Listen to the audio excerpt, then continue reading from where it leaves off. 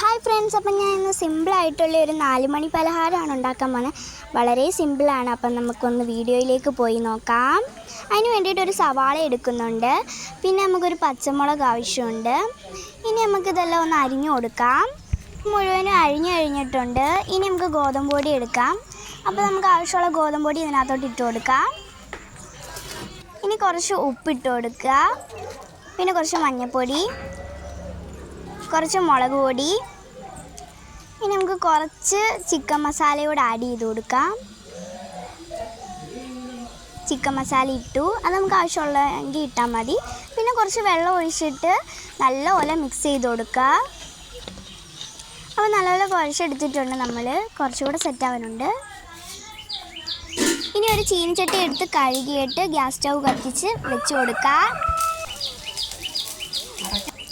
പിന്നെ അതിനകത്ത് വെള്ളമൊക്കെ പോയി നല്ല ക്ലീനായി വരുമ്പോൾ കുറച്ച് എണ്ണ ഒഴിച്ച് കൊടുക്കുന്നുണ്ട്. ഇനി എണ്ണ ഒന്ന് ചൂടാകുമ്പോഴത്തേക്കും നമുക്കിതൊന്ന് നമ്മുടെ നേരത്തെ പുരട്ടി വെച്ചിരുന്ന ആ ഒരു ഐറ്റം നമുക്ക് ഇഷ്ടമുള്ള എന്ത് ഷേപ്പ് വേണമെങ്കിലും ആക്കാം. അപ്പോൾ എനിക്കിഷ്ടമുള്ള പോലെ ഞാനത് റൗണ്ട് ഷേപ്പാക്കി ഇടുന്നുണ്ട്. അതൊന്ന് മൂത്ത് വരുന്നിടം വരെ നമുക്ക് വെയിറ്റ് ചെയ്യാം. തിരിച്ചൊക്കെ ഇട്ട് കൊടുക്കാം കേട്ടോ. അപ്പോൾ അത് കുറച്ച് മൂത്ത് വന്നിട്ടുണ്ട്. ഇനി നമുക്കതൊന്ന് എടുക്കാം. അപ്പോൾ സംഭവം റെഡി ആയിട്ടുണ്ട്. ഇനി നമുക്കൊന്ന് ടേസ്റ്റ് ചെയ്ത് നോക്കുന്ന പണിയോടെ ഉള്ളൂ. അപ്പോൾ നമുക്ക് ടേസ്റ്റ് ചെയ്ത് നോക്കാം. അടിപൊളി ടേസ്റ്റ് ആയിട്ടുണ്ട്. അപ്പോൾ വീഡിയോ ഇഷ്ടപ്പെട്ടവർ ലൈക്ക് സബ്സ്ക്രൈബ് ഒക്കെ തന്നെ ചെയ്യണേ. Bye bye.